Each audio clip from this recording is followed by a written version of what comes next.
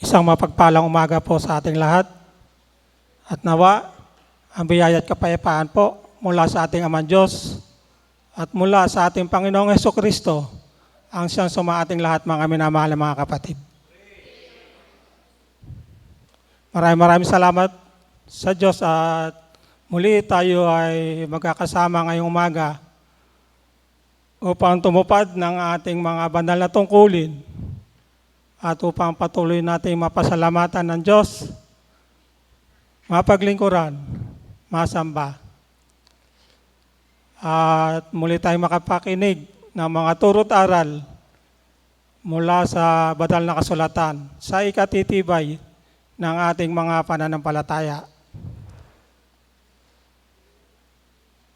Sa ating pong pagsisimula, tayo po iaawit ng mga awiting papuri sa Diyos mula sa ating mga himnaryo. Simulan po nating awitin ang number 74.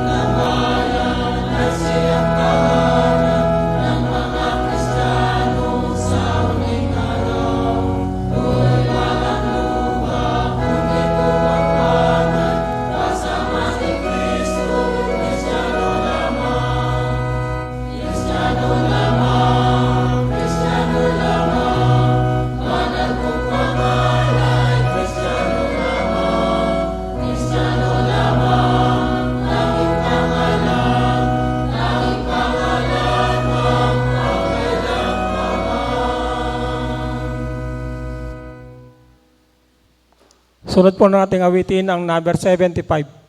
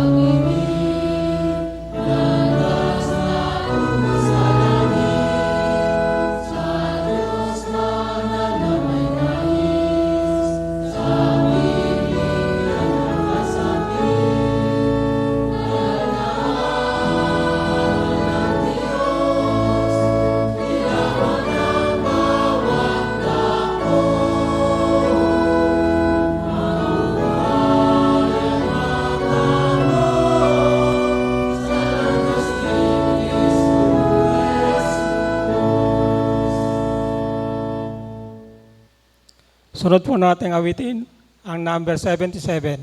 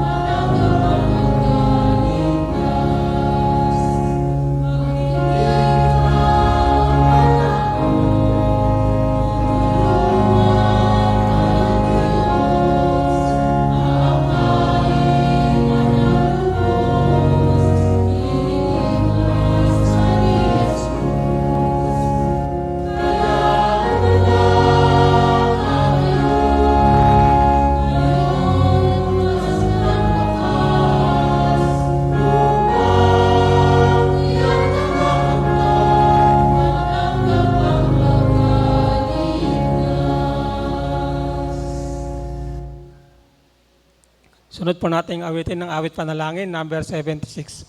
At pangunahan po tayo sa panalangin ng ating mahal na Elder Ferdinand A. Lorido. Tumayo po tayong lahat.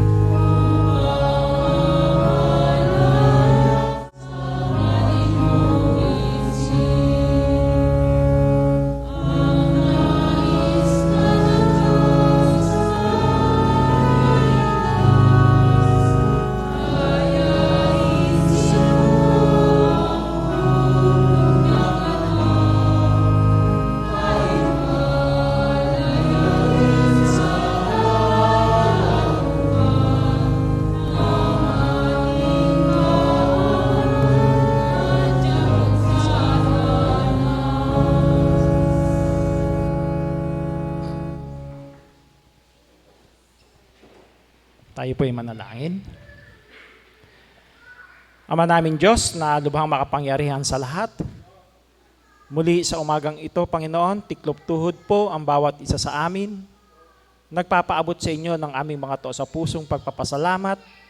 Sama-sama namin kayo, Panginoon, pinupuri, dinadakila ang inyong kabanal-banalang pangalan, sang-ayon lamang po sa Espiritu at sa katotohanan.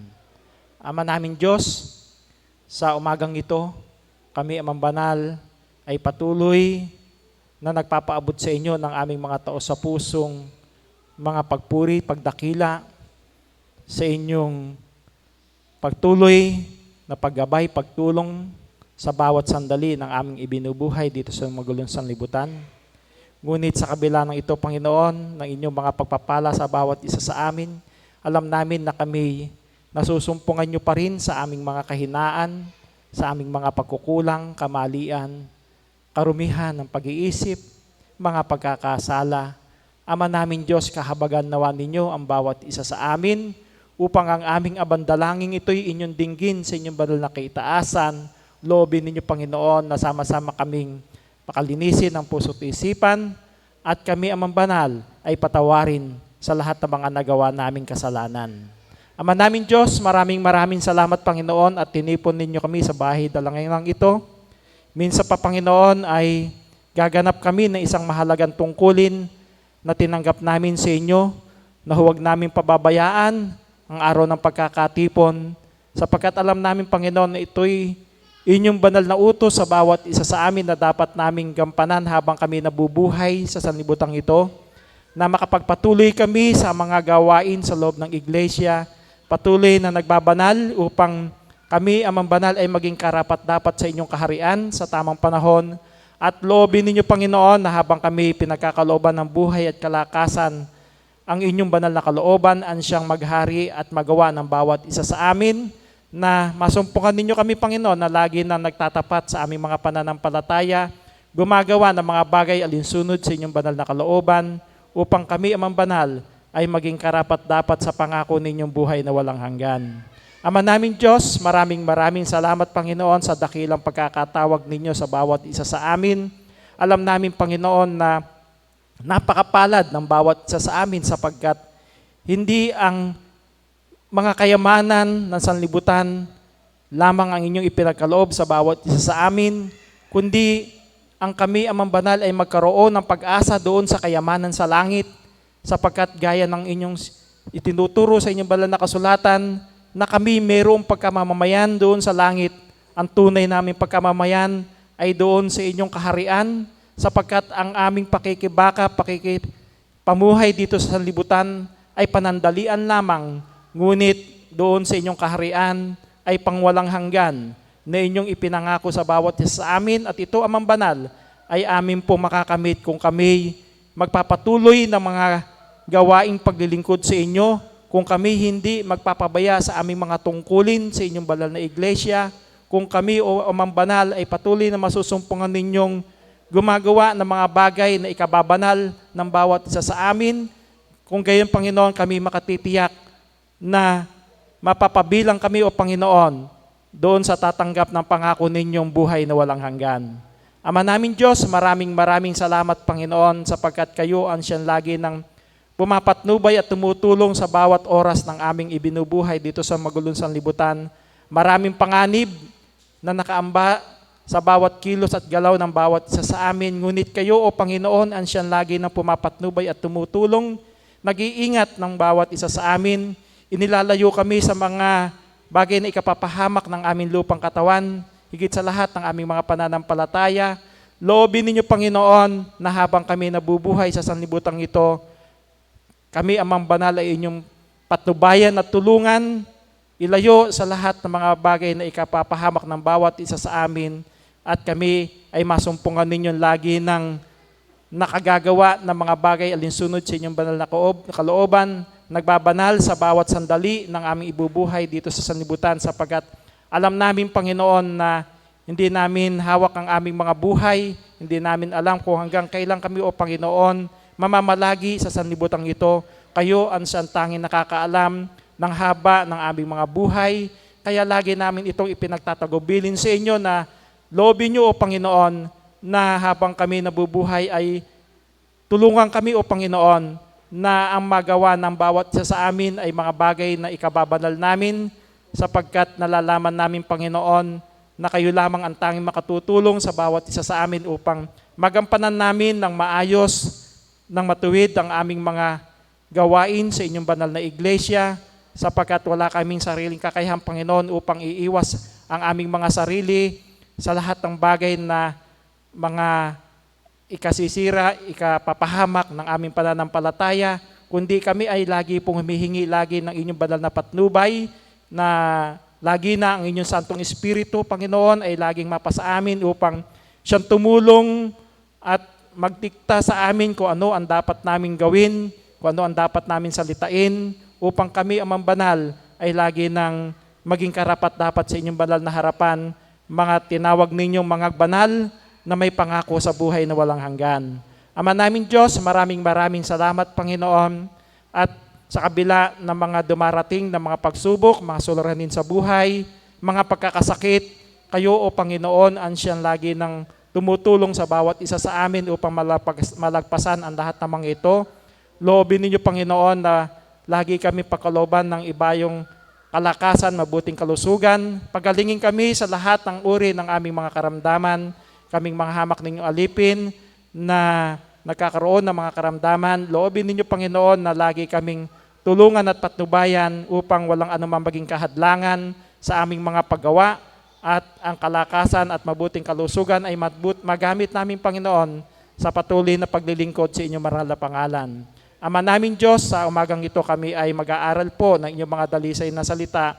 Loobin ninyo, Panginoon, na buksan ang aming puso't isipan, anumang mga bagay na nagbibigay balakid sa aming mga puso't isipan, mga alalahanin, mga suliranin sa buhay ay aming maisantabi, at aming, Panginoong, maituon ang aming buong sarili, ang aming buong pag-iisip, ang aming puso sa aming pakikinig, pag-aaral ng inyong mga dalisay na salita. Sa pamamagitan nito, Panginoon, ay matimo ito, Panginoon, sa aming puso't isipan, at kami, Amang Banal, ay patuloy ninyong masumpungang nagbabanal sa lahat ng oras ng aming ibubuhay dito sa magulong sanlibutan.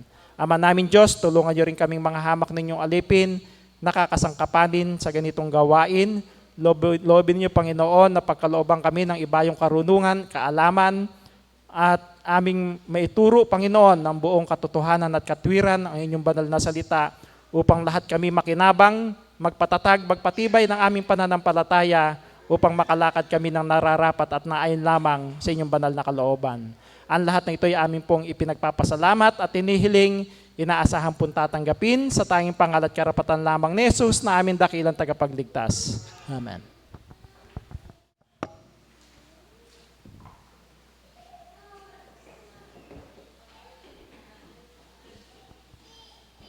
Sa ating pong pagpapatuloy, tayo po ay makikinig ng paunang salita mula sa ating mahal na kapatid, Brother Ferdrich D. Lorido.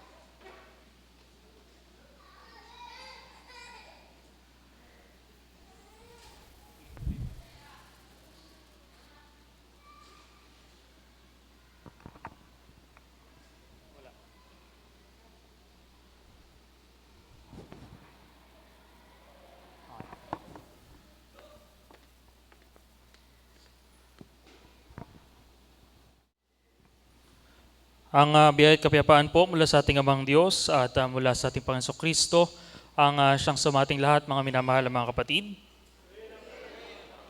Ako po ay bumabati ng isang magandang araw sa ating pong lahat at maging sa mga kapatid po natin na kasama po natin sa ating pananambahan na nakatunghay po sa ating Facebook Live po.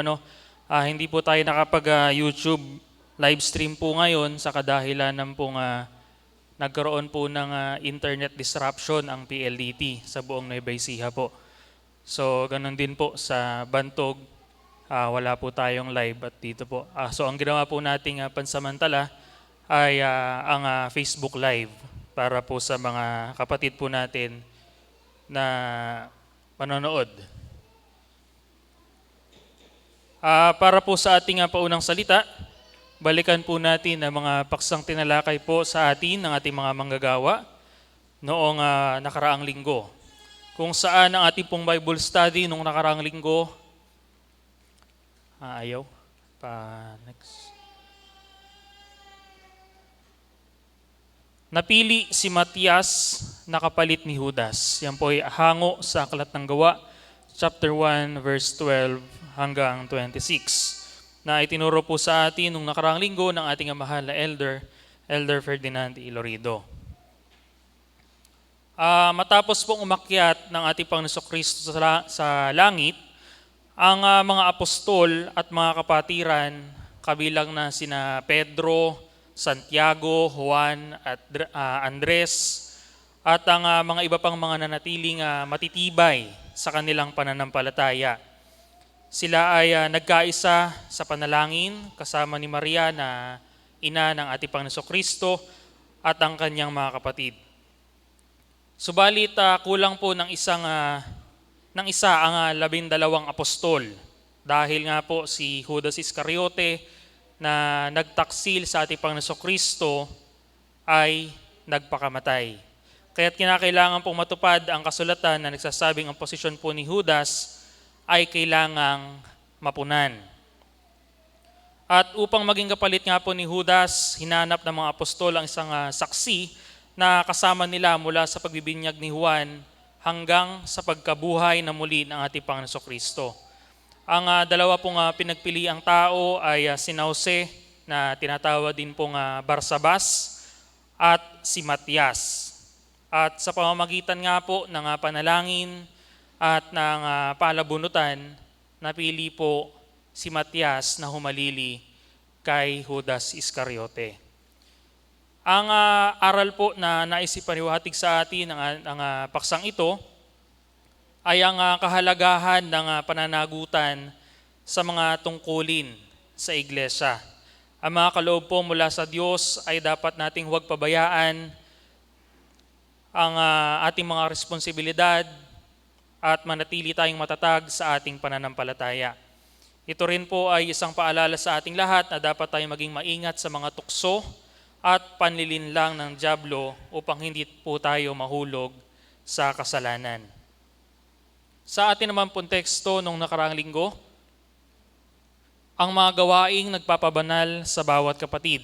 Ito naman po ay tinuro sa atin at binigang liwanag ng ating mahal na ministro, Minister Don Soriano, noong nakaraang linggo. Ang kabanalan po ng mga kapatid ay mahalaga sa kanilang relasyon sa Diyos at kinikilala niya bilang mga banal ang mga sumusunod sa kanyang mga utos. Ang kabanalan po ay hindi lamang isang konsepto, kundi isang praktikal na pamumuhay na sinasabuhay sa pagsunod sa mga aral ng Diyos. Ito po ay pinapakita sa kanilang pagtitiis sa pagsunod sa mga utos, pagpapakita ng disiplina sa sarili, at pag-iwas sa mga kasalanan tulad ng pagsisinungaling, paglalasing, pagmumura, at iba pang mga gawain ng laman. Ang tahanan po ng Diyos na siyang iglesia ay isang mahalagang lugar para sa pagsasanay ng kabanalan. Dito tayo tinatawag upang maging banal at binibigyang diin ng mga kasulatan na ang pagiging banal ay utos ng Diyos na dapat sundin nating mga mananampalataya. Ang pagsasanay po ng kabanalan ay hindi lamang para sa ating pansariling kapakinabangan, kundi rin para po sa ikalulugod ng ating Diyos. Kung tayo po ay nagsisikap na maging banal kahit hanggang sa ating kamatayan, tayo po ay kalulugdan ng Diyos at magkakaroon tayo ng pagkakataong makasama ang ating Panginoon Kristo sa ating kabilang buhay.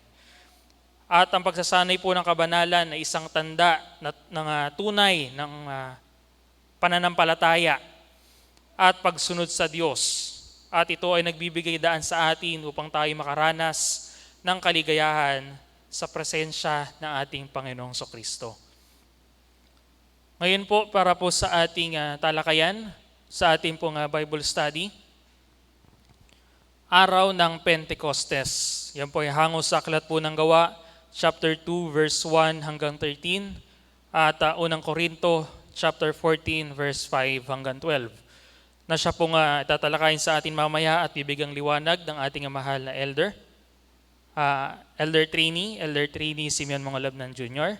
At sa ating naman pong teksto, pinapalo at sinasaway ng Ama ang mga tunay niyang anak. Yan po ay hango sa aklat po ng Kawikaan, chapter 3, verse 11 at 12. Nasa naman pong tatalakayin sa atin mamaya ng ating mahal na Elder Ferdinand A. Lorido. At sa ating pong pagkapatuloy ay nais ko pong ibigay sa ating tagapangasiwa. Maraming salamat, Brother Ferdinand D. Lorido, para sa paunang salita sa ating pong pagpapatuloy.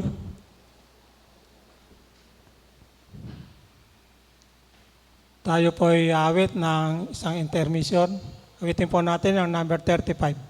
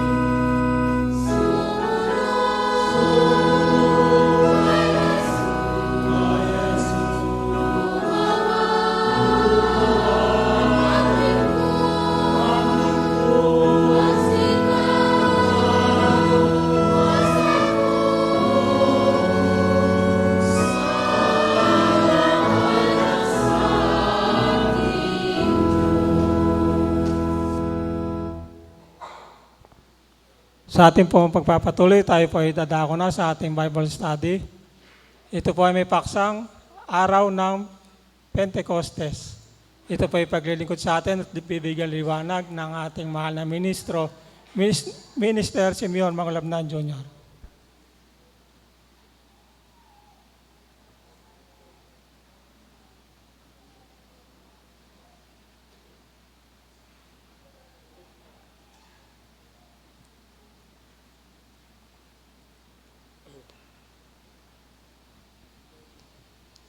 Isang magandang umaga at ang pag-ibig nawa ng Diyos na ating Ama at ng ating Panginoong Kristo ang sumating lahat mga kapatid.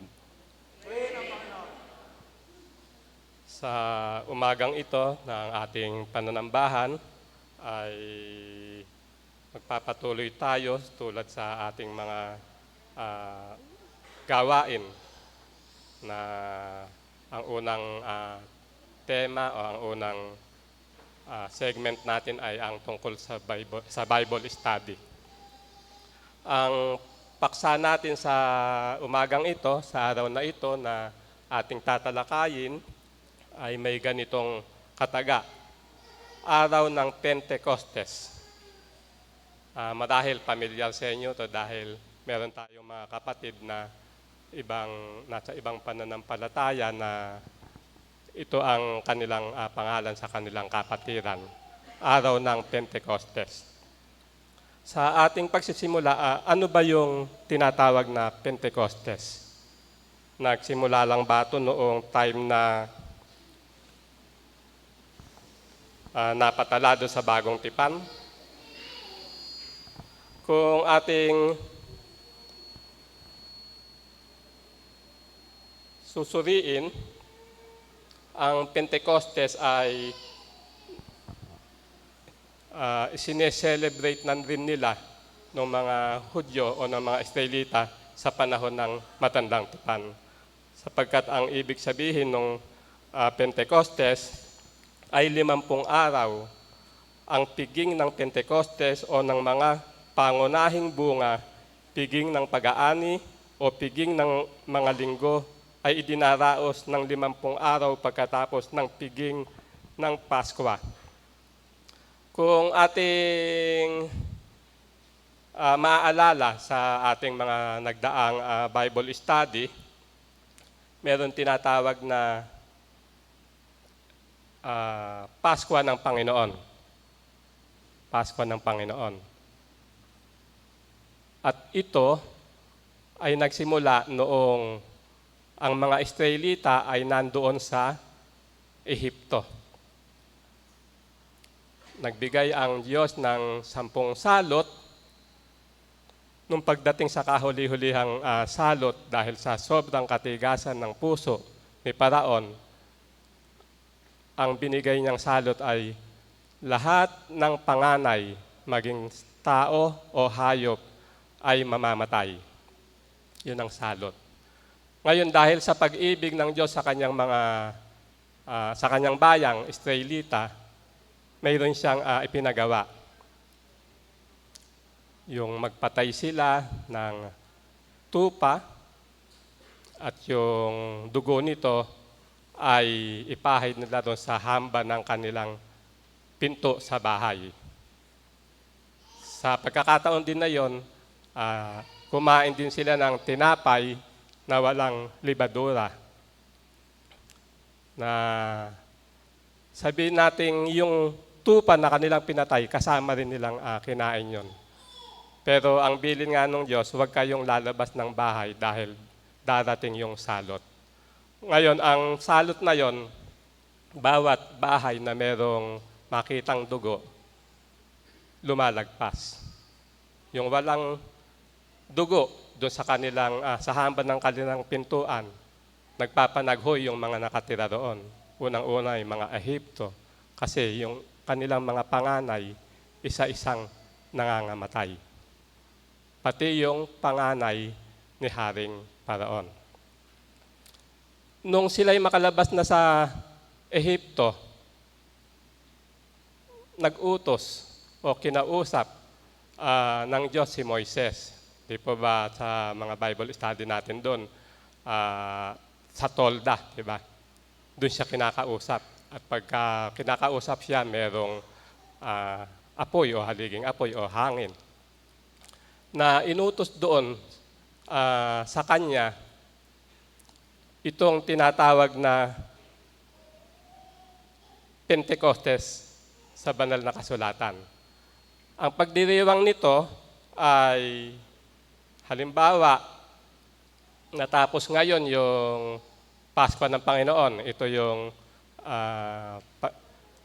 pagkain ng tinapay na walang libedura. Pag natapos ngayon, bibilang sila ng tinatawag na 7 sabat. Pag sinabing 7 sabat, 7 times 7, so 49.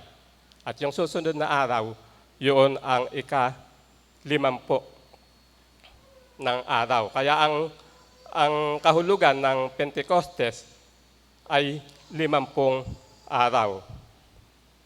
Sabi nga doon sa aklat ng Leviticus,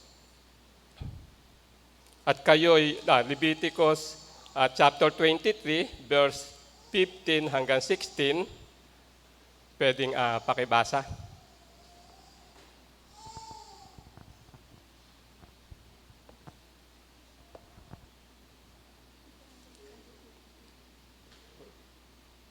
Sa makatuwid bagay hanggang sa kinabukasan ng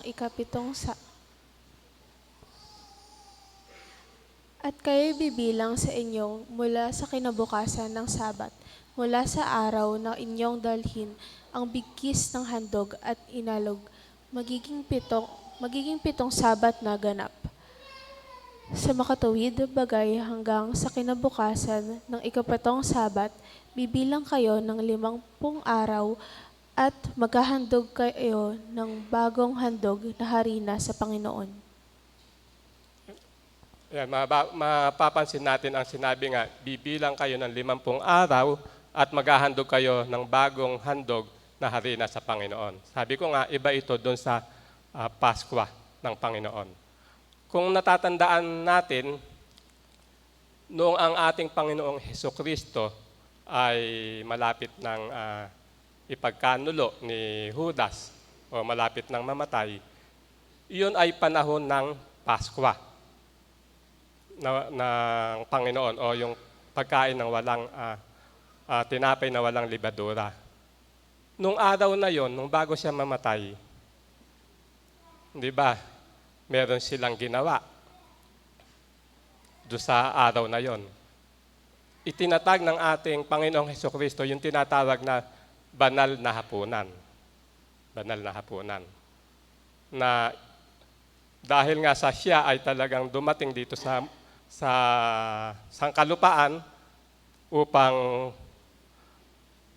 tanggalin yung pader na naghihiwalay sa mga Hintil at sa mga Israelita, Hudyo o Griego, ang itinatag niya yung hapunan, banal na hapunan. Ito yung kanyang ibinilin na gawin ninyo ito sa tuwing ako'y aalalahanin nyo, tuwing aalalahanin nyo ako. Kaya ito ang ginagawa natin bilang mga iglesia ng Diyos. Hindi natin ginagawa yung okasyon ng tinapay na walang libedura na para doon sa mga Hudyo.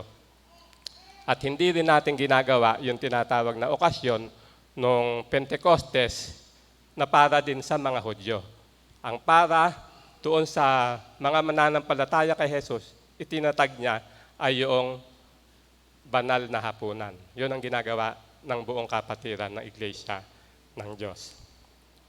Ngayon, kung ating mapapansin, ano ba ang sinabi ng ating Panginoong Hesukristo sa kanyang mga alagad bago siya umakyat sa langit? Basahin nga natin yung Aklat ng Gawa, chapter 1, verse 6 hanggang 9. Tinanong nga siya nila nang sila'y nangagkakatipon na nangagsasabi sa Panginoon, "Isasauli mo baga ang kaharian sa Israel sa panahong ito?" At sinabi niya sa kanila, "Hindi ukol sa inyo ang pagkaalam ng mga panahon o ng mga bahagi ng panahon na itinakda ng Ama sa kaniyang sariling kapamahalaan. Datapwat tatanggihan ninyo ang kapangyarihan pagdating sa inyo ng Espiritu Santo.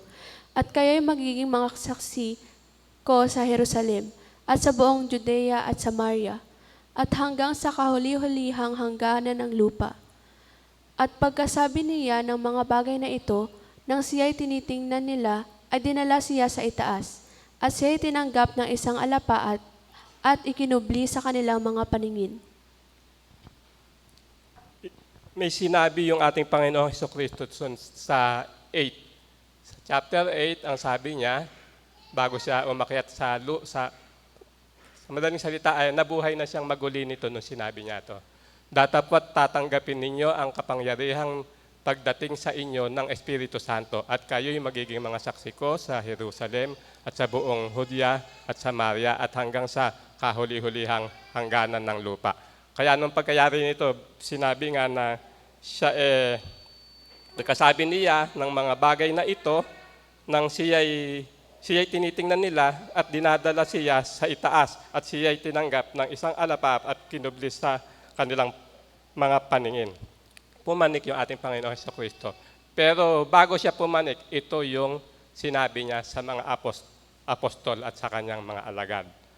Tatanggapin ninyo ang kapangyarihan pagdating sa inyo ng Espiritu Santo. Kung halimbawa mga kapatid, magkukwenta tayo, magkukompute tungkol doon sa araw. Nung ang ating Panginoon Jesucristo ay mamatay, pagkatapos na ginanap yung banal na hapunan at ipinagkanulo siya ni Judas,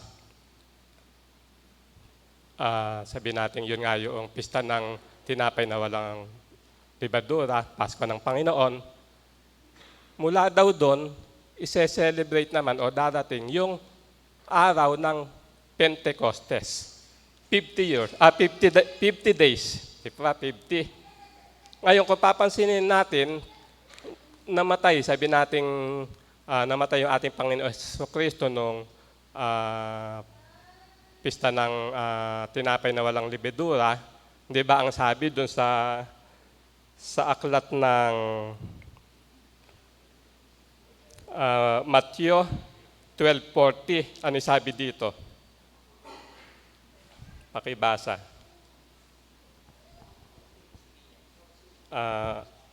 Matthew chapter 12, verse 40. 40. Sapagkat kung paanong si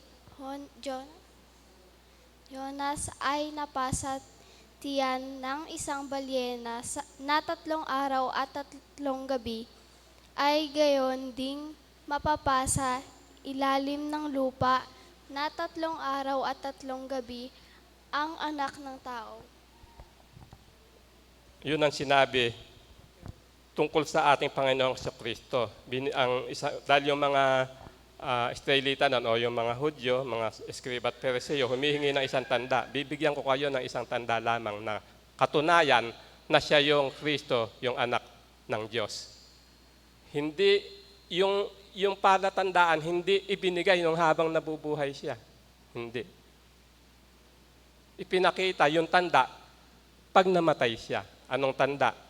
Mananatili siya ng 3 araw, 3 gabi sa ilalim ng lupa. At pagkatapos nun, bubuhayin siya ng Diyos. So 3. Ngayon, nung mabuhay siya, basahin natin yung Aklat rin ng Gawa, chapter 1, verse 3.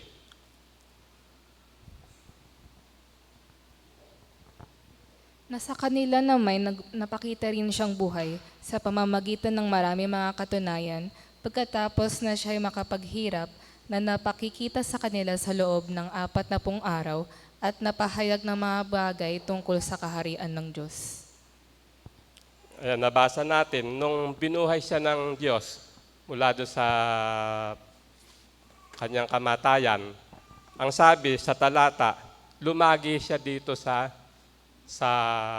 lupa kasama yung mga apostol at nagsipahayag ka ng mga bagay tungkol sa kaharian ng Diyos. Ilang araw? 40 days ang sinabi naman. So kung a-addin natin yung 3 days na nandun siya sa ilalim ng lupa at saka yung 40, so 43 days. Nung 43 days na yon, nung niya sinabi na bago siya pumanik doon sa langit, sa kanyang ama, bibigyan kayo o susuguan kayo ng Espiritu Santo. So, kung 43 days, 50 days less 43, 7 days. Hindi po ba? sa madaling salita, yung sinabi ng ating Panginoong Hesukristo na yun, na kanyang pangako, within a week, halos approximately, nagkaroon ng katuparan. Ito nga yung doon sa araw ng Pentecostes. Basahin natin ang aklat ng Gawa, chapter 2, verse 1 hanggang 13. Kung ako na ang babasa mga kapatid, para kung nagkaroon ba ito ng katuparan, ang sagot natin, oo, noong araw ng Pentecostes. Aking babasahin. At nang dumating nga ang araw ng Pentecostes, silang lahat ay nagkakatipon sa isang dako. At biglang dumating mula sa langit ang isang ugong na gaya ng isang humahagibis na hanging malakas at pinuno ang buong bahay na kanilang kinauupuan. Kung i-imagine natin sa actual, halimbawa, andito tayo, merong dumating daw na mula sa langit isang ugong na gaya ng humahagibis na hanging malakas. Pumasok dito, sa madaling salita. Sinong hindi magugulat o sinong hindi matatakot kung mayroong dumating na ganon? At sa kanila'y may nagpakitang mga dilang kawangis ng apoy na nagkabahabahagi dumapo sa bawat isa sa kanila. Meron daw dilang kawangis ng apoy. At silang lahat ay nangapuspos ng Espiritu Santo at nangagpasimulang magsalita ng iba't ibang wika ayon sa pinagkaloob ng Espiritu na kanilang salitain. Pansinin natin mga kapatid, nagkabahabahagi ang Espiritu Santo at dumapo sa bawat isa sa kanila. Kaya ang isa sa ating mga sabi nating pananampalataya, yung Espiritu Santo, hindi persona. Dahil masasabi rito, nagkabahabahagi, tapos na-distribute sa kanila.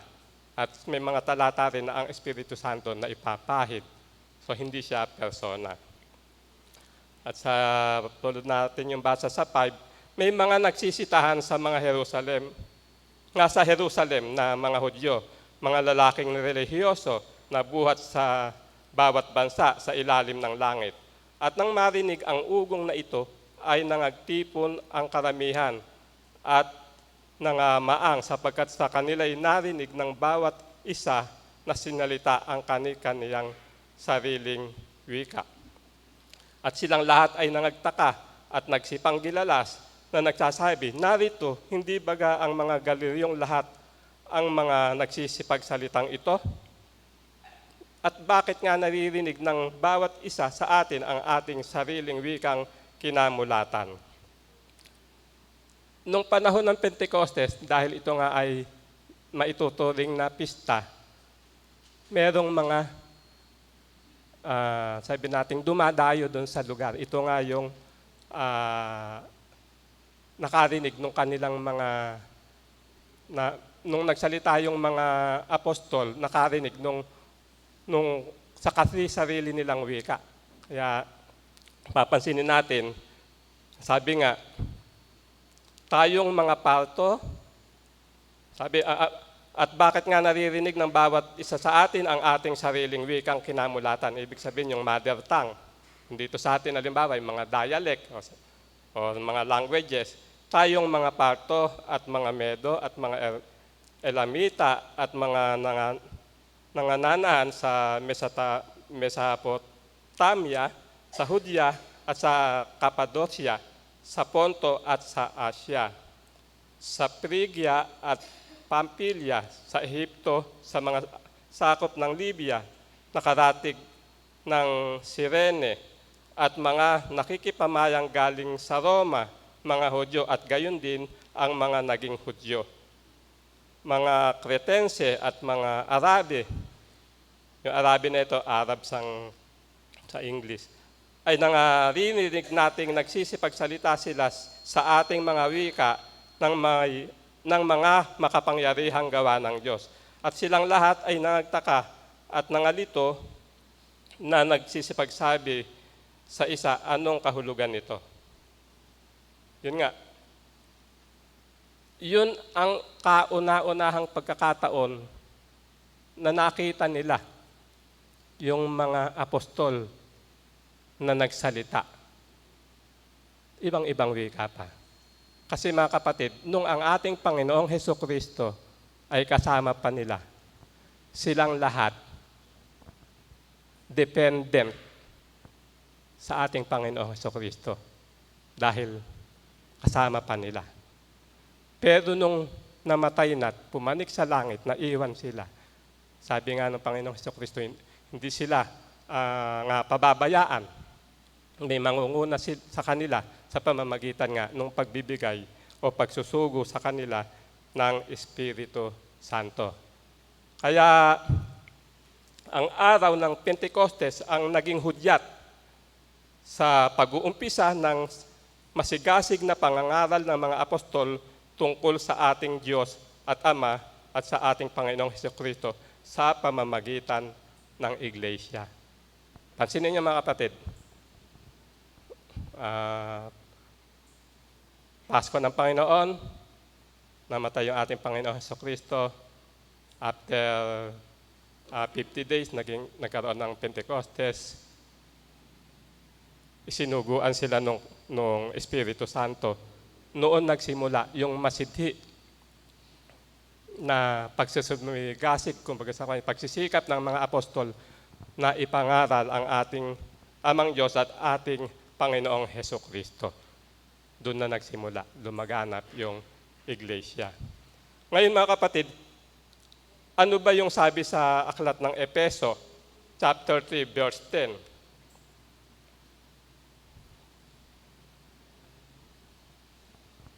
Pakibasa. Upang ngayon sa pamamagitan ng Iglesia ay maipakikilala sa mga pamunuan at sa mga kapangyarihan sa sangkalangitan ang kapuspusan ng karunungan ng Diyos. Ayun. Pagkayari pala nung Pentecostes night ng aral, yung Iglesia ay mayroong responsibilidad. May malaking responsibilidad. Iglesia na ito ang tinatawag na katawan ng ating Panginoong Hesukristo. Upang ngayon sa pamamagitan ng Iglesia ay maipakilala sa mga pamunuan at sa mga kapangyarihan sa sangkalangitan ang kapuspusan ng karunungan ng Diyos. Sino ba yung karunungan ng Diyos? Kung babasahin natin yung unang Korinto, chapter 1, verse 24, ang sabi rito, ngunit sa kanila na mga tinawag, maging mga Hudyo at Griego, si Kristo ang kapangyarihan ng Diyos at ang karunungan ng Diyos. Christ, the power of God and the wisdom of God. Siya. Kaya siya yung fundamentals na ating ipinangangaral na dapat sampalatayanan ng bawat gustong makarating doon sa kaharian ng Diyos. Kinakailangan sumampalataya doon sa anak niya na kanyang isinugo dito. Ngayon, lumipas yung maraming panahon. Patuloy ang Iglesia. Patuloy. Hanggang sa dumating sa panahon natin ngayon. Nandito pa rin yung Iglesia. Ngayon, sa panahon natin ngayon, kailangan ba nating makapagsalita ng iba't ibang wika?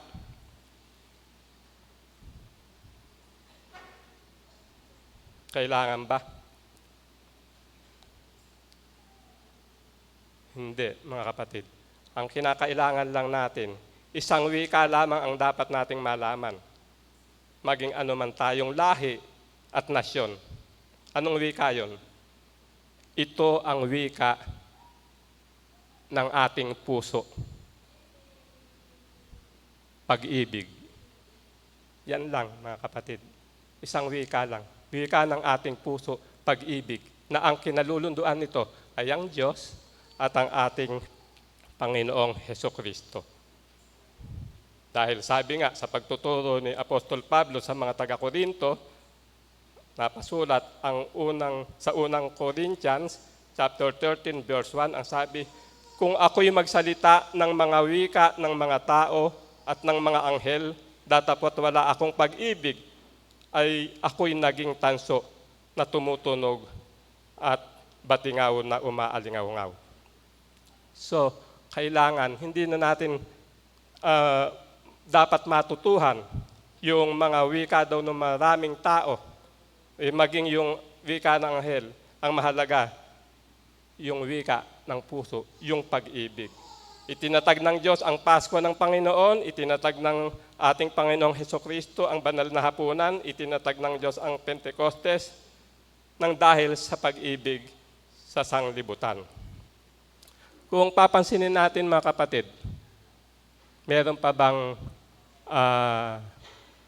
ganong eksena na dumarating na masasabing kung ano yung nangyari nung araw ng Pentecostes? Malakas na hangin, pumasok, merong mga di lang apoy. Di ba? Wala na. Pero ang tanong, yung bang Espiritu Santo patuloy namang ibinibigay ng Diyos sa kanyang mga lingkod? Patuloy mga kapatid, patuloy. Sa tuwing tayo ay manampalataya na bautismuhan, pagkatapos ng ating bautismo ay doon nga raw natin tatanggapin yung kaloob ng Espiritu Santo. Espiritong mga aliw sa panahon ng ating mga kalungkutan, kasakunaan, mga problema, nandito yung Espiritu Santo na mag-aaliw. Ang bilin lang sa atin, huwag ninyong pipighatiin ang Espiritu Santo na tumatahan sa inyo. Sapagkat pagka napighati, ibig sabihin, nalungkot, aalis. Ibig sabihin, paano siya mapipighati? Kapag ang ginagawa mo na ay hindi ayon sa kalooban ng Diyos. Ngayon, paano makikita sa isang tao sa panahon ngayon na siya ay binigyan ng Espiritu Santo na ipinangako ng ating Panginoong Hesukristo sa pamamagitan ng ating mga gawa? Kaya yung Pentecostes, isang magandang pangyayari sa panimulang pagpapalaganap ng iglesia. At yung sa susunod na linggo, yun na may Bible study natin kung paano nagsalita si Apostol Pedro, kung paano siya nagkaroon ng na-espirituhan. Next week, yun ang magiging topic natin. Kaya yung araw ng Pentecostes, mga kapatid, isang malaking bagay sa kasaysayan ng iglesia. Kung meron kayo na nais idagdag o may mga katanungan, ay maaari na kayong magdagdag o magtanong, mga kapatid. Kung wala naman, ay hanggang dito na lamang at binibigay ko ang pamamahala sa ating tagapangasiwa. Maraming salamat, Minister Simeon Manglobnan Jr. para sa pagliliwanag ng ating Bible study. Sa ating pong pagpapatuloy, tayo po ay makikinig ng isang intermission. Ito po ay pinaghandaan ng ating mga Gapan Choir.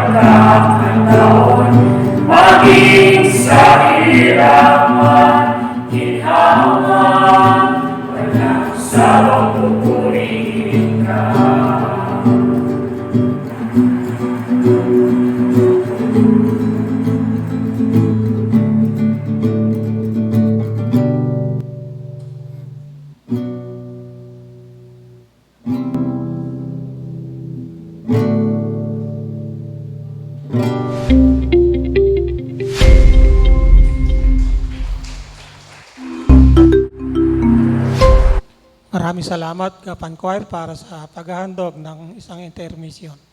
Sa ating pong pagpapatuloy, tayo po dadao na sa ating mensahe.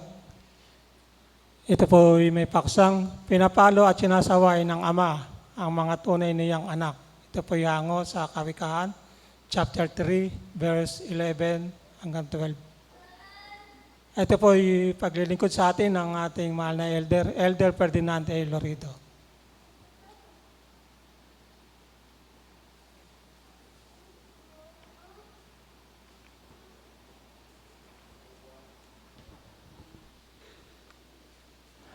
Ang biyaya at kapayapaan po mula sa ating Amang Diyos at mula sa ating Panginoong Kristo ang sumating lahat, mga minamahal na mga kapatid. Dahil po nagkaroon ng problema tayo sa internet, 36 hours pa raw po bago bumalik yung PLDT connection, internet connection. Kaya, pero naka-ano po tayo, no? Naka-Facebook Live para doon sa mga kapatid na nasa ibang bansa at ibang mga dako na walang kapilya. Gayon din, naka-record naman din yan sa OBS, dito sa computer, naka-record siya. At kung loloobin ng Panginoon na magkaroon na ng internet, siguro by Tuesday, pwede nang i-download na lang po sa YouTube channel ng Iglesia. So yun po, tayo po ay dadako sa ating mensahe para sa araw na ito. Pinapalo at sinasaway ng Ama ang mga tunay niyang anak.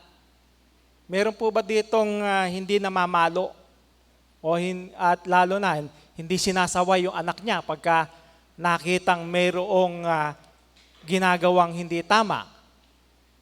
Meron ba ditong hindi namamalo? Andiyan, nasa desktop. Tingnan nga natin yung ating mensahe. Ano ba yung kalimitang nangyayari kapag napabayaan ng magulang ang kanyang mga anak? Yan, kita rin natin ang takbo ng sanlibutan. Iba na ang kaisipan at ang ugali ngayon ng kabataan. Kung ikukumpara natin sa kabataan nung araw, di ba? Ngayon, ibang-iba na. Talagang, ang sabi nga sa banal na kasulatan, mababangis. Diba? Sabi ni Apostol Pablo, mabangis, walang turing sa magulang. Kasi biblical naman yan eh. Talagang mangyayari yan. Na ang mga anak, ganyan ang mangyayari. Lalo na sa mga kabataan. Kapag ka, hindi naagapan ng mga magulang sa oras ng kabataan. Kaya ngayon doon sa paksa natin, pinapalo at sinasaway ng ama ang mga tunay niyang anak. Ano nga ba yung kalimitang nangyayari kapag napabayaan ng magulang ang kanyang mga anak? Anong sabi? Ayaw, Ritz?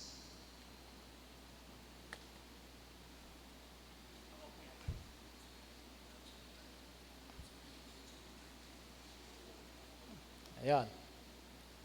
So dito sa Kawikaan 28:7 ng magandang balita Biblia, ang pamalo at saway ay nagbibigay karunungan, ngunit ang batang binabayaan ay humihiya sa kanyang ina. Ang sumasamsam sa kanyang ama ay nagpapalaya sa kanyang ina, ay anak na nakakahiya at nagdadala ng kakutyaan. Diba? Pagka hindi mo naagapan ng iyong anak, pinabayaan mo, darating na yung mismong magulang, magiging kahihiyan niya yung kanyang mga anak. No? Ayun din sa Kawikaan 28:7, ang anak na matalino ay sumusunod sa aral, ngunit ang nakikipagbarkada sa masasama ay kahihiyan ng magulang. Kita natin yun.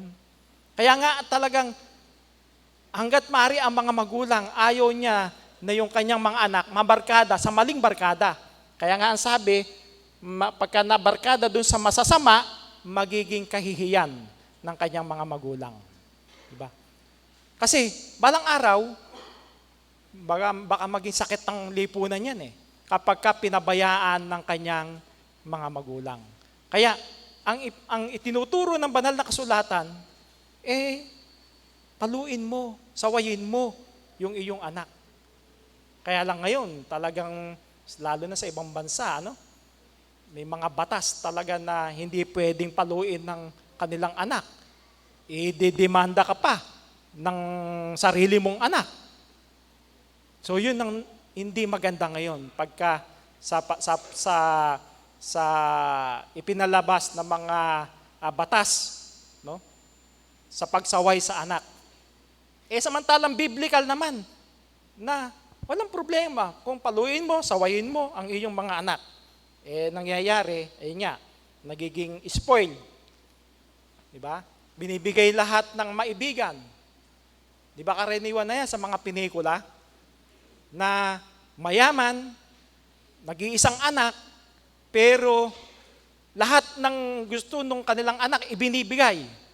Dahil sobrang silang busy sa kanilang hanap buhay, hindi na nila nakikita kung ano yung ginagawa ng kanilang anak. Kung ano hingin na lang, bigay lang na ng bigay. Hindi nila alam yung binibigay, ginagamit na sa masama. Nandun na pala, nakalulong na sa droga. Diba? Napunta na pala sa masasamang barkada. Imbis na nag-aaral, nandoon sa iba't ibang mga aliwan. So, ang nasa tuon lang ng pansin ng mga magulang, lahat ng kailangan lang ng anak nila, ibigay nila. Pero, yung tingnan kung ano talaga yung ginagawa, moral support, mga pagpapayo sa kanilang mga anak, wala. Basta't ang alam nila, nagawa nila itong kulin nila bilang magulang, binibigay lang yung material na bagay, pero ang hindi alam, napahamak na pala yung anak. Diba? Nagiging spoil. Kaya bandang huli, sila rin mismo ang sasakit ng ulo sa kanilang mga anak. Tingnan din natin. Inihanda ko ditong natin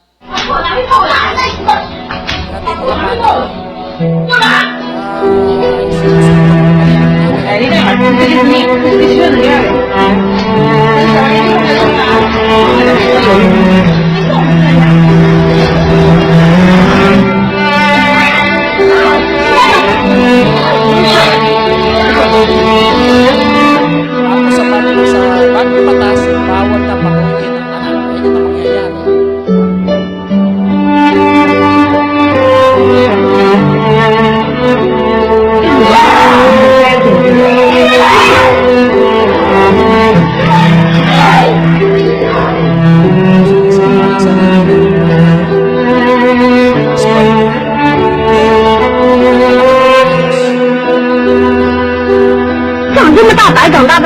下去，你认为跳下去就对你有好处吗？你应该才10多岁吧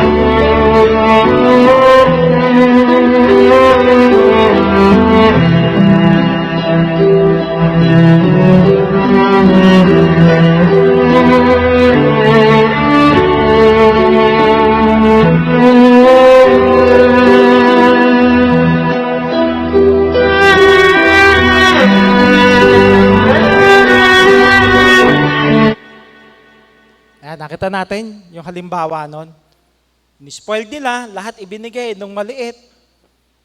Marahil hindi pinapalo, hindi sinasaway. Kung anong maibigan ng kanilang mga anak gagawin, kaya bumalik din sa kanila. Mismo silang magulang ang nilabanan. Pero sa matandang tipan, ano ba yung sinasabi? Ano rin yung utos ng Diyos sa panahon ng matandang tipan kapag ang anak mo ay ganyan, na matigas ang ulo?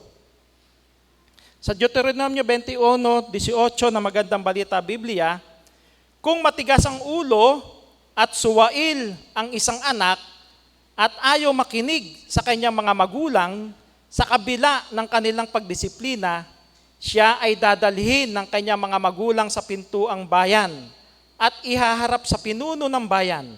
Ang sasabihin nila, matigas ang ulo at suwail ang anak naming ito at ayaw makinig sa amin. Siya ay lasenggo at nilulustay ang aming kayamanan. Pagkatapos, babatuhin siya ng taong bayan hanggang sa mamatay. Ganyan ang inyong gagawin sa masasamang tulad niya. Mapapabalita ito sa buong Israel at matatakot silang tumulad doon. Napakabigat ng batas sa panahon ng matandang tipan. Kapag ang mga anak na ganyan matitigas ang ulo, lasenggo, ibinibigay mismo ng mga magulang doon sa harapan, sa bayan, at doon hinahatulan, babatuhin. Yun ang ginagawa hanggang sa mamatay. Ganun ang talaga yung pagdidisiplina sa panahon na yon. Ngayon papaluin lang, ayaw di ba? Di ba sa school, ganyan. Pagka kung bawal mamalo, sinusugod pa yung teacher sa school. Meron, kahapon, ando kami, nabalita ko lang tuloy, si kapatid na Ipe Cubos, namatay kahapon, nandun kami kahapon, na pinahiran muna namin langis, tapos doon nalagutan ng hininga. No? Pinagpray namin, tatay yun ni kapatid na Carlito Cubos. At ang service noon sa Miyerkules ng alas 9 ng umaga, Huwebes naman yung libing ng umaga rin, alas 9. So yun, nakwento nga ni kapatid na Carlito Cubos. Sila naman naka-online dahil may sakit yung tatay niya noon, naka-online sila linggo-linggo dito. At nabanggit nga niya, kung teacher siya, yung estudyante niya umiyak, pinagalitan niya, umuwi, nagsumbong sa magulang, sinugod siya, Carlito ng kanyang nung magulang, nung bata. Bakit daw pinalo yung kanyang anak? Tanungin nyo yung mga kaklase niya kung pinalo ko. Pinagsabihan ko lang. Ano sabi ni, alam nyo ba kung ano ginawa ng anak nyo? Kung bakit ko pinagsabihan, pero hindi ko pinalo. Hinipuan yung kanyang kaklasing babae. O ano sabi ng magulang? Di napakamot na lang ng ulo. Kasi yung bata na yan, nandun madalas dun sa PisoNet. Alam niya kung ano yung pinapanood doon sa PisoNet. Di ba? So, nandoon. Kasi hindi napalaki ng maayos. So, doon natin ang palo at yung saway, pagtutuwid yan sa mga anak. Pero kung hindi, yung mismo magulang, ang siyang hindi magtutuwid, pababayaan na lang, bibigyan na lang ng pera, sige. Ayaw maabalan ng magulang, bigay ng pera, pero hindi nila alam, napapahamak unti-unti yung kanilang mga anak. So, kung gumagawa ng masamang anak at hindi pinarurusahan na magulang, anong tawag doon ng Biblia? Sa Hebreo 12:8, datapat kung kayo'y hindi pinarurusahan, na pawang naranasan ng lahat, kung gayo'y mga anak sa ligaw kayo, at hindi tunay na anak. No? Anak sa ligaw, anak sa labas. Hindi ro tunay na anak. Kapag ka hindi mo pinapalo ang iyong anak, kapag ka hindi mo pinarurusahan, hindi mo man lang mapagsabihan yung iyong anak, hindi mo mahal yung iyong anak kapag ka pinabayaan mong ganon.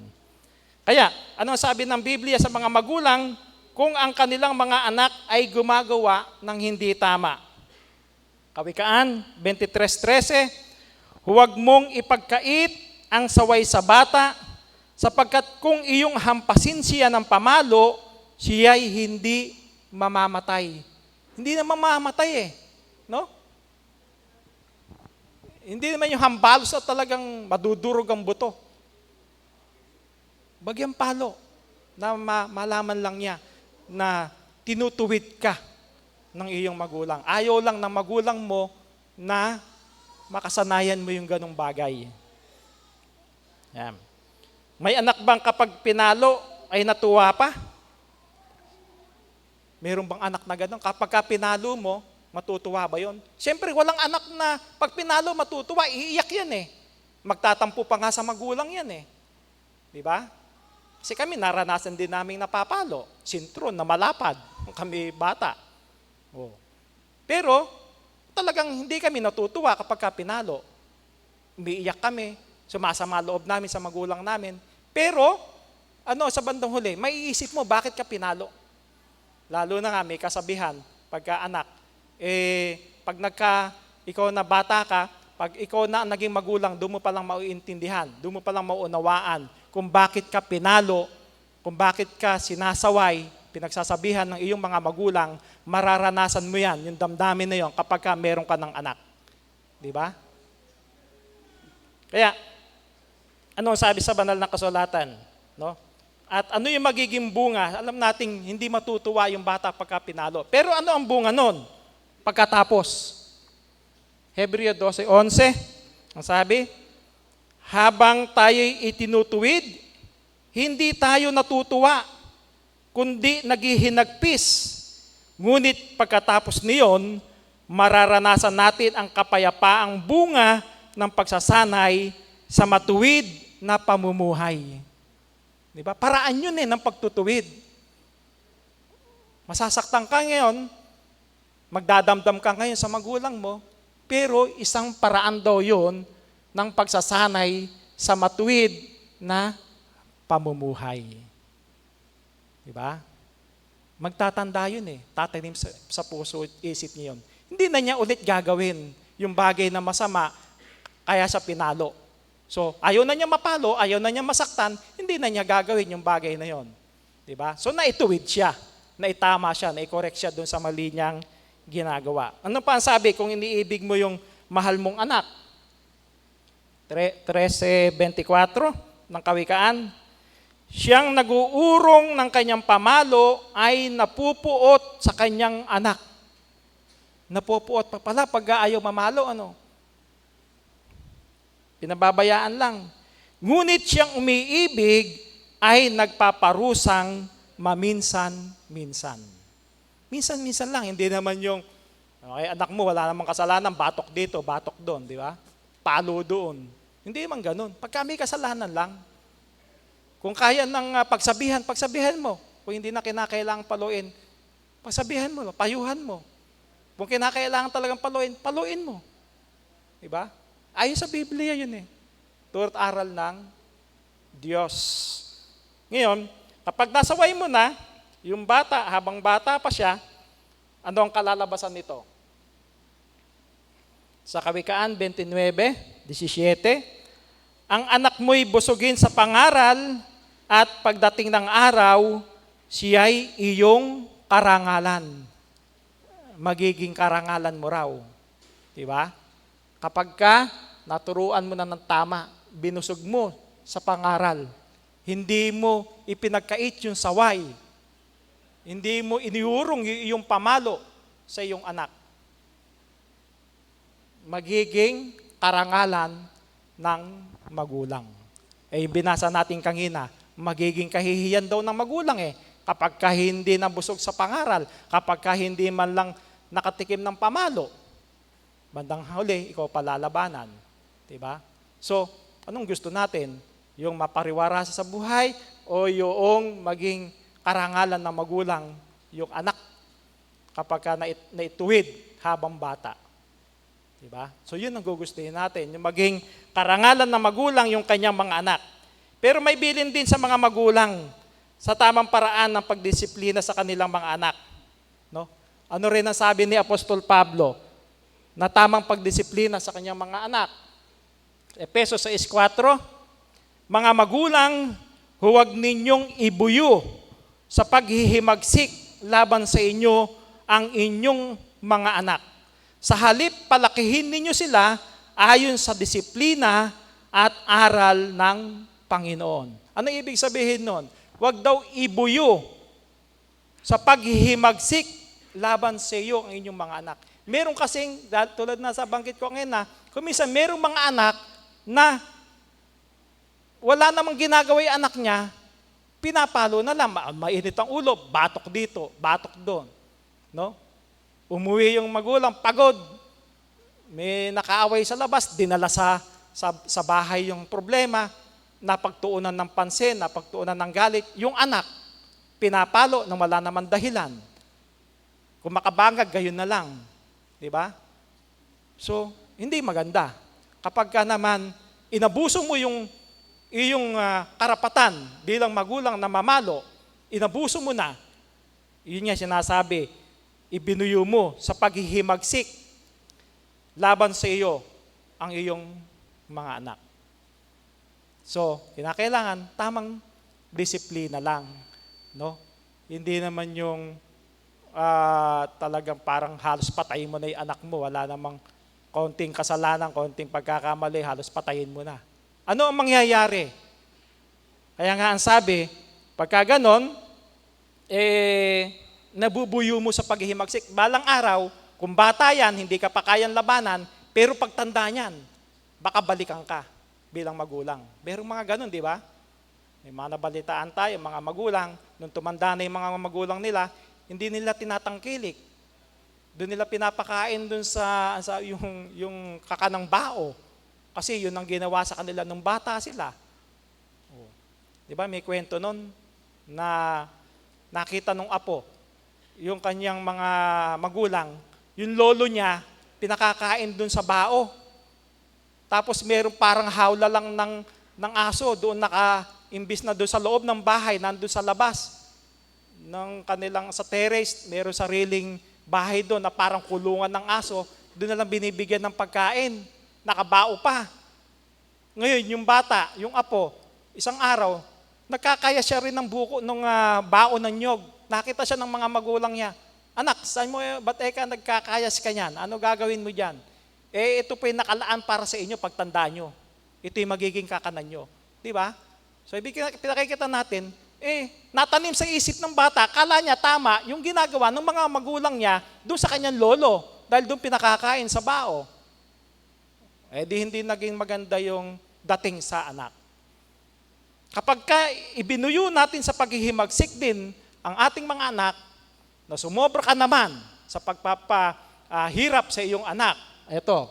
A 10-year-old boy was arrested in China's Heilongjiang province for allegedly strangling his grandmother to death. In a viral and disturbing video circulating on the internet, the grandmother can be seen hitting the boy twice on the head before hitting her on the chest and grabbing her by the neck. The boy puts his grandmother in a headlock and wrestles her to the ground while she repeatedly hits him with a slipper in an attempt to break free.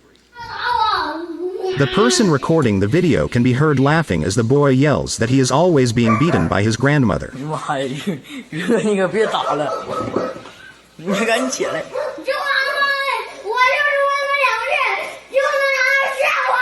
After a few seconds, the elderly woman remains motionless and the person recording asks the boy to let go of her. Get up. She will not hit you anymore. Let go quickly, says the person recording the video. When the boy lets go, a middle-aged woman carrying a child on her back appears and repeatedly beats the boy with a stick while telling him, "Your grandma is dead." The video ends with the boy pleading for his grandmother to get up while the woman, the boy's mother, continues to beat him. Like and follow us to get the latest Nakita updates. natin yon. Yung ginawa naman nung lola, lagi ro pinapalo yung bata, yung apo niya. Kahit walang kasalanan, palo dito, palo doon. Nagtanim ng galit yung apo. Kaya ayun, nung paluin siya ulit, ni-wrestling niya, nakakuha niya yung leeg. Nalak niya yung leeg. Napatay niya yung anak, yung lola niya. Di ba? Kaya sabi ng bata, nung nagsasalitang isang bata, tigilan mo na. No, hindi ka napapaluin yan. Kumbaga, matututo na yung lola niya, hindi ka napapaluin. Kaya lang, hindi na nga siya talaga mapapalo kasi napatay na nung bata yung kanyang lola. So yun yung sinasabi natin na huwag ninyong ibuyo sa paghihimagsik laban sa inyo ang inyong mga anak. Sa halip, palakihin ninyo sila ayon sa disiplina at aral ng Panginoon. Doon natin palakihin sa aral at sa way ng Panginoon. So, kaya masama rin yung epekto pagka sumobra ka. No? Kasi magtatanim ng galit sa iyo ang iyong anak. Kaya ano ang dapat gawin ng mga magulang sa kanilang mga anak? 22:6 ng Kawikaan, turuan mo ang bata sa daan na dapat niyang lakaran at pagka tumandaman siya ay hindi niya hihiwalayan. Turuan mo raw habang bata pa yan. No? Pagka nakasanayan ng bata, yun na makakalakihan niya. Tulad sa atin, sa iglesia, yung ating mga anak, nung bata pa lang yan, kasama na natin, di ba, sa pagsamba, kahit na medyo maingay sila dyan, naglalaro, pero nakakasanayan na nila. Nadala nila hanggang sa pagtanda nila.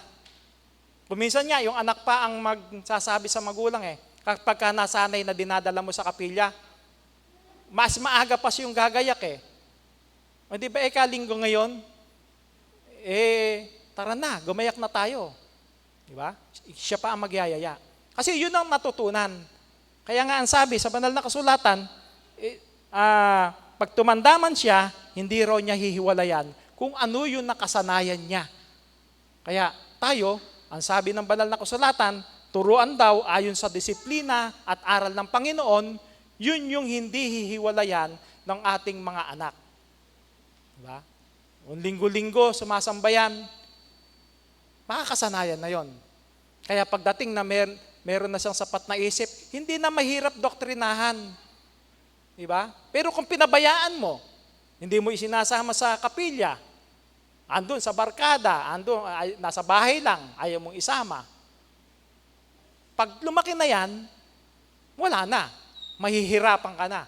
Yayain mo ng yayain, hindi na siya, mahihirapan ka ng isama dito sa kapilya. Pero kung bata pa, nakasanayan na isama mo na dito sa kapilya, hindi ka na mahihirapan na dalhin dito sa kapilya ang iyong anak. Di ba? So yun yung tungkulin ng magulang sa kanilang mga anak. At ano ang dapat ituro sa kanila?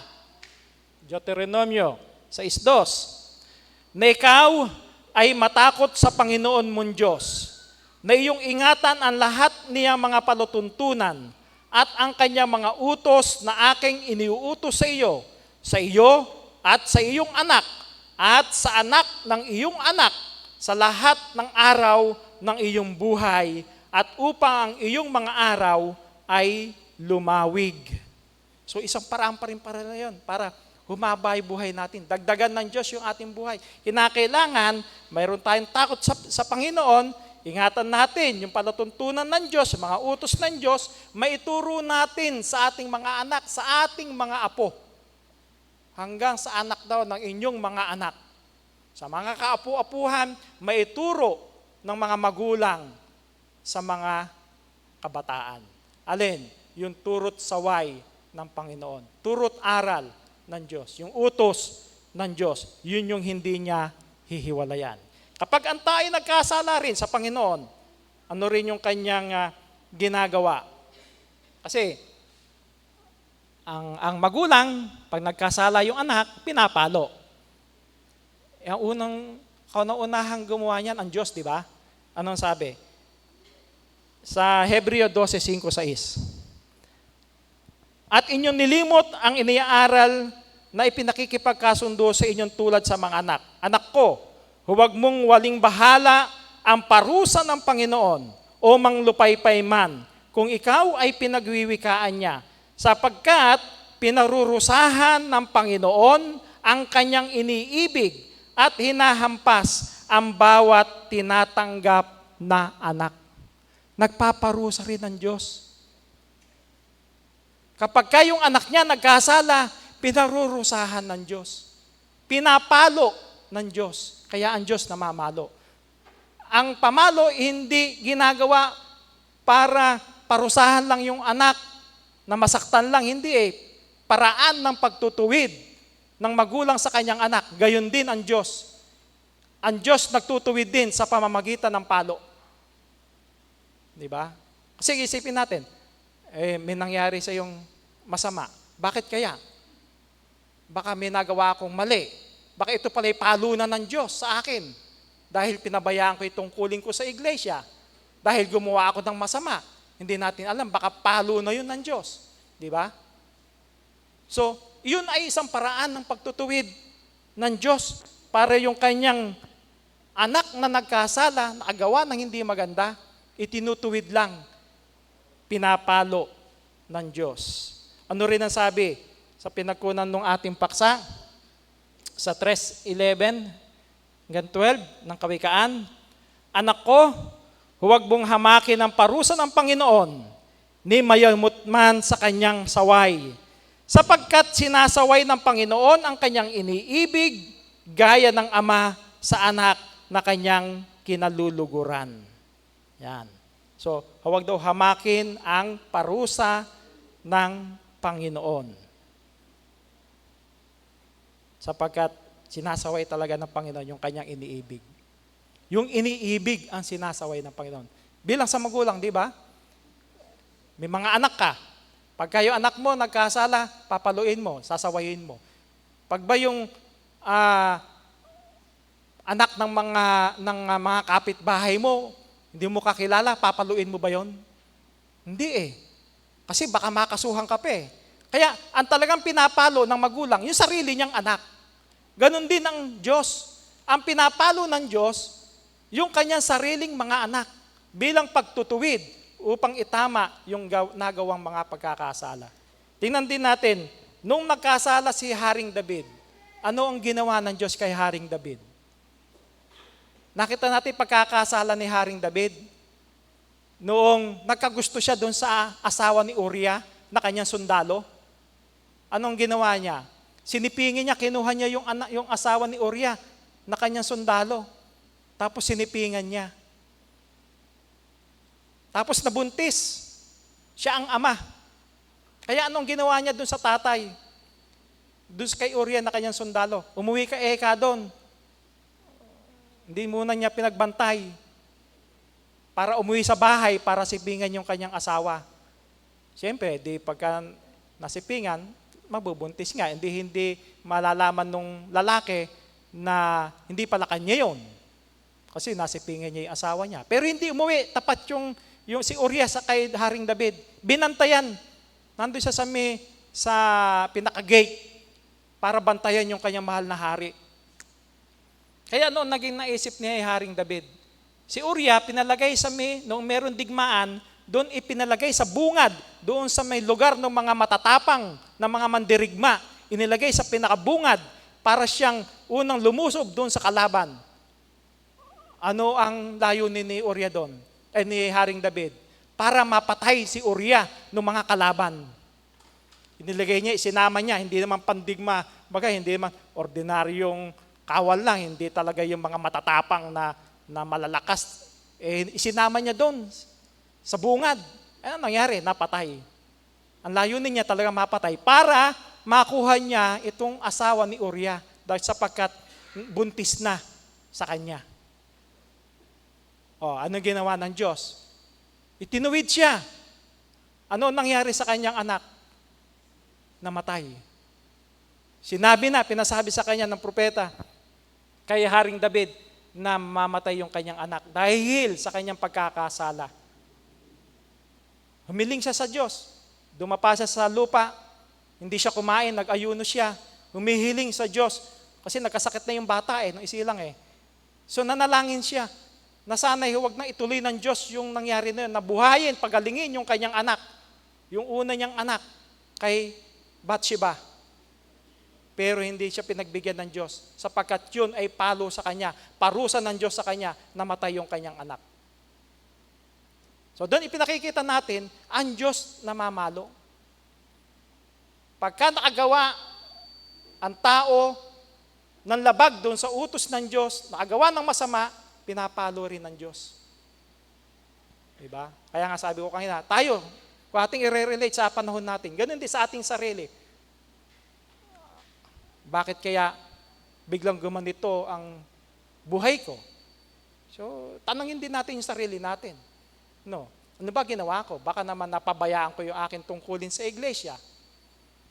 Baka nakagawa ko ng masama, nalabag sa Diyos, sa utos ng Diyos. Kaya nangyari sa akin ganito. So, nandun, pag-evaluate din natin sa ating sarili kung yung bang nangyari sa ating hindi maganda, dahilan ng ating pagpapabaya sa tungkulin sa iglesia. Kasi dalawang klase lang din naman yun eh. Kung hindi palo ng Diyos, ikaw mismo ang may pagkukulang. Ikaw mismo baka pinabayaan mo yung sarili. Bakit yan nagkasakit? Kasi pinabayaan mo yung sarili mo eh. Nagsigi-sigi ka eh. Kumain ka ng mga hindi tamang pagkain, nagkasakit ka. Pero doon sa mga bagay na nangyayaring masama, na baka yun naman, palo ng Diyos, isipin din natin. Para magbago tayo, yun ang isang paraan ng Diyos, tayo ay pinagbabago doon sa mga pagkukulang at kamalian ng bawat isa sa atin. Kaya dapat ba tayo magdamdam sa Diyos kung tayo dinidisiplina niya? Kasi sa tao, sabi kanina, ang batang pinapalo, talagang hindi matutuwa yun. Pero merong magandang idudulot sa bandang huli dahil naitama mo, naikorek mo. So tayo man, kung ang Diyos naman ang siyang mamalo, paalalahanan tayo, dapat ba tayong magdamdam sa pagdidisiplina? So ito yung palay kanina sa hindi na natin binasa tong kay Haring David. Kinuwento na lang natin. Ano ang sabi? Sa Job 5:17, mapalad ang taong dinidisiplina ng Diyos na makapangyarihan. Ang pagtutuwid niya sa iyo'y huwag mong ipagdamdam. Huwag mo daw ipagdamdam. Kung may nangyari sa yung hindi maganda, naisip mo, ito, kaya nangyari sa akin to kasi napabayaan ko itong calling ko sa Diyos. Nakalimutan ko ang Diyos. Nakagawa ako ng hindi maganda na aking ipinagkasala, kaya nangyari sa akin ito. So, wag daw ipagdamdam. Kung merong mangyaring ikaw ay paluin ng Diyos sapagkat iyon ay isang uri ng pagtutuwid ng Diyos. Kaya sa kautusan, maging mabuting tao tayo sa ating mga magulang, maging mabuting tao tayo sa ating mga anak, at higit sa lahat, maging mabuting tao tayo sa Diyos at sa ating Panginoong Hesukristo. Kaya, gaya ng sabi sa Bible, sa Kawikaan 12:2, ang mabuting tao ay magtatamo ng lingap ng Panginoon, ngunit kanyang parurusahan ang taong may masasamang katha. So, kailangan natin maging mabuting tao sa Diyos. Sapagkat yung lingap ng Diyos, pagkukup ng Diyos, tulong ng Diyos, ipagkakaloob sa bawat isa sa atin. Maging mabuting mga anak tayo ng Diyos. Diba? Ano ang sabi sa banal na kasulatan? Sapagkat tayo'y mga anak, at kung mga anak nga, wika, ay mga tagapagmana nga, kasamang tagapagmana ng ating Panginoong Kristo. Saan ang ating mamanahin? Doon sa langit, yung buhay na walang hanggan. Kaya tayo sa ating pamilya, magiging mabuting tao tayo sa ating sambahayan, lalo't higit sa Diyos na mayroong pangako sa atin na buhay na walang hanggan. Isang magandang umaga po sa ating lahat.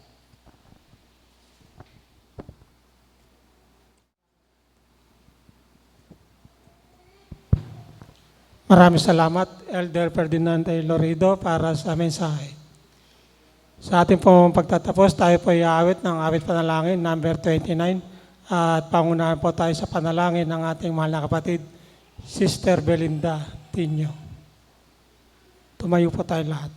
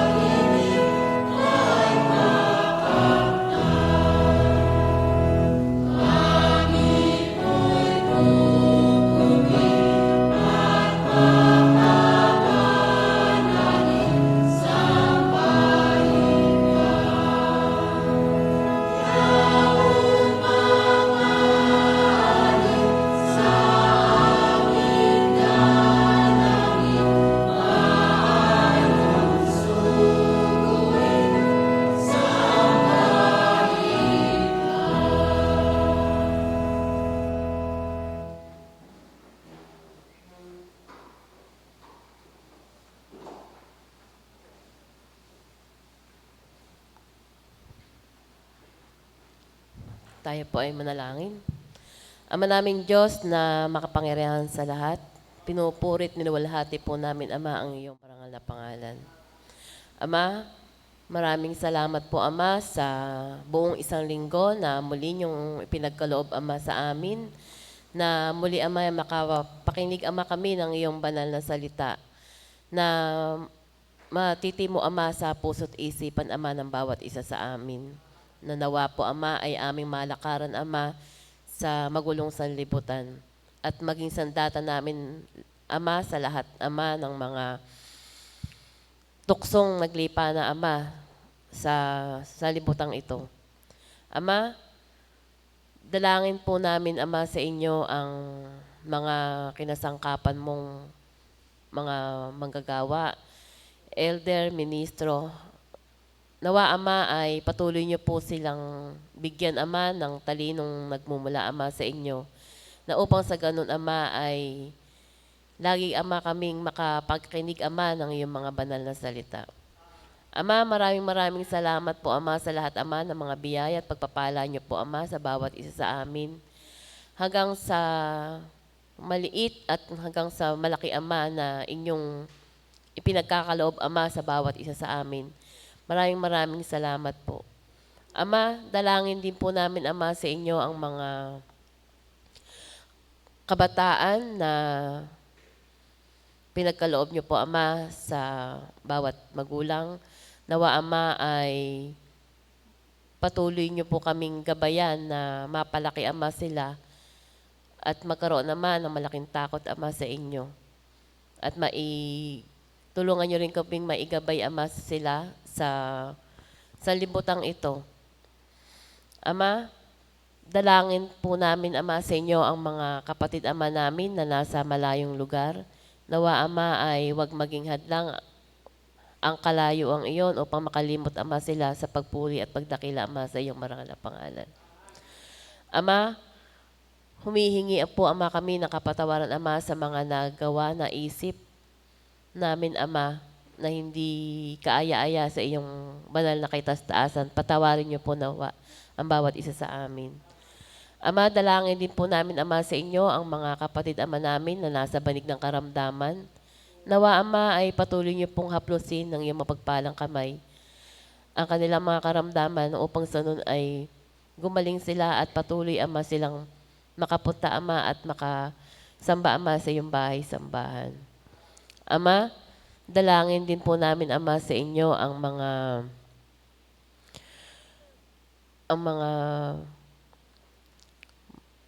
anak po, Ama, namin, mga sanggol, nawa po, Ama, ay patuloy namin silang maaya, Ama, sa mga ganitong gawain na upang sa ganun, Ama, sa mga susunod na panahon ay mapanghawakan nilang mabuti, Ama, ang mga itinuro at inaral namin, Ama, sa mga aming mga anak. Ama, kapos po ang aking mga labi upang sabitin, Ama, ang lahat ng mga bagay na nais ko po, Ama, ng bawat isa amin. Ama, ang lahat po ng ito ay aming hinihiling at pinapasalamatan, Ama, sa tanging pangalan at karapatan ni Jesus na aming tagapagligtas. Amen.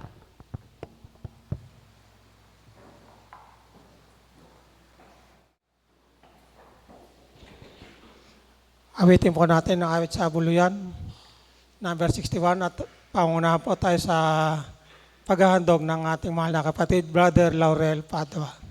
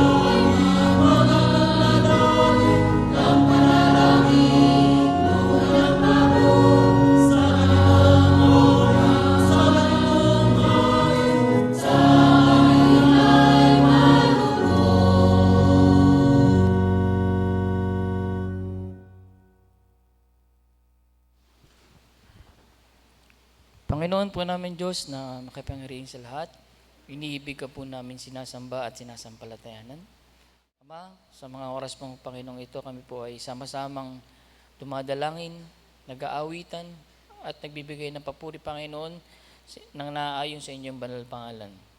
Ama, lubos po kami nagpapasalamat, Panginoon, sa isang buong linggo, Panginoon, na kayo po, Panginoon, ang naging gabay, patnubay, kayo po, Panginoon, ang nagbigay ng aming mga pagkain ng aming lupang katawan at higit sa lahat, Panginoon, ang aming mga puso't kaluluwa. Maraming Diyos, lubos po kaming nagpapasalamat sa lahat ng bagay na pinagkaloob mo sa bawat isa sa amin. Panginoon, kami po, Panginoon, ay mga nakagawa ng mga bagay na o kasalanan, Panginoon, na hindi naaayon sa inyong banal na pangalan. Hinihingan po namin, Panginoon, ng kapatawaran At nawa, Panginoon, ibigyan niyo kami ng sapat na buhay at kalakasan, tibay ng loob, Panginoon, upang malabanan namin, Panginoon, ang mga pagsubok na dumaraan sa aming buhay. Ama, narito, Panginoon, ang sama-samang halaga na binigay namin. Nawa, Panginoon, bendisyonan niyo, Panginoon, ang halagang ito upang magamit, Panginoon, ng banal na iglesia, upang makahanap, Panginoon, pa ng mga puso, tao at kaluluwa, Panginoon, na tuloy ang pupuri sa inyong banal pangalan. Ama, sinasama po namin, Panginoon, sa aming samot dalangin, ang aming mga kapatid, Panginoon, na pinanghihinaan ng loob. Bagamat, Panginoon, sila mga walang pinagkakitaan sa buhay. Nawa, Panginoon, tulungan niyo po, Panginoon, ang bawat isa sa kanila upang makapag-isip, Panginoon, at lumakas ang loob at makapaghanap, Panginoon, ng makapaghanap buhayan nila, Panginoon, upang makasurvive, Panginoon, sa sanlibutan. Ama, dalangin din po namin ang mga mahal naming kapatid na may kasaganaan sa buhay. Nawa, Panginoon, huwag maging hadlang, Panginoon, na kanilang mga hanap buhay upang sila, Panginoon, ay makasama namin pumuri, sumampalataya, Panginoon, sa inyong banal na iglesia. Ama, umasa, Panginoon, at lubos kami nagpapasalamat na ang aming samot dalangin nakarating sa inyo sa tanging pangalan po ni Jesus na aming tagapagligtas. Amen.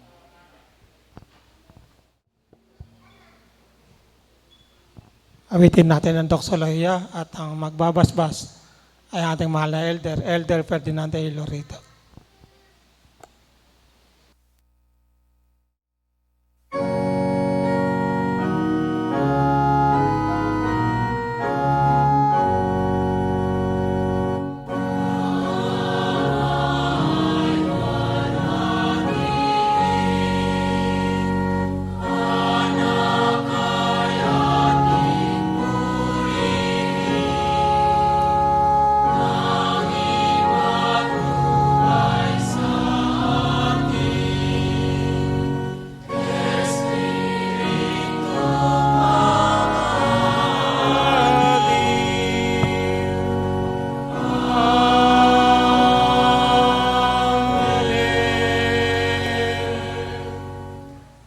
Sa lahat ng mga magulang na mapagmahal sa kanilang mga anak, sa lahat ng mga anak na mapagmahal at masunurin sa kanilang mga magulang, sa ating lahat ng mga binigyan ng karapatan na tawaging mga anak ng Diyos, tanggapin natin ang walang hanggang pag-ibig ng ating Amang Diyos na sumasa mga langit, ang biyaya at dakilang pagliligtas ng ating Panginoong Hesukristo, at ang banal na pakikilakip, pakikipisa ng Santong Espiritu, ito nawa ang siyang patuloy na gumabay, tumulong sa lahat ng paraan ng ating pamumuhay, magpagaling sa lahat ng ating mga karamdaman, magdagdag ng ating mga pangangailangan sa pang-araw-araw nating pamumuhay, tumagos ang pagpapala sa kabuuan ng Iglesia ng Diyos na pinapaging banal kay Kristo Jesus, at ang buong kapurihan at kaluwalhatian ay patuloy na mapasa ating Amang Diyos at sa ating Panginoong Hesukristo magmula ngayon at magpakailanman. Kapayapaan ang sumating lahat, mga kapatid.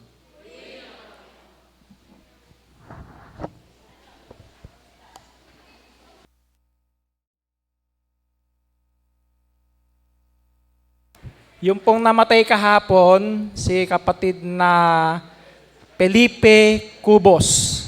Tatay nila kapatid na Carlito Cubos, Luis Cubos, at Romana Cubos Concepcion. Sa Pambuan po nakaburol. Sa Miyerkules po, alas 9 ng umaga, ang service ng iglesia. Miyerkules yun, alas 9, Huwebes ng alas 9 ng umaga ang libing.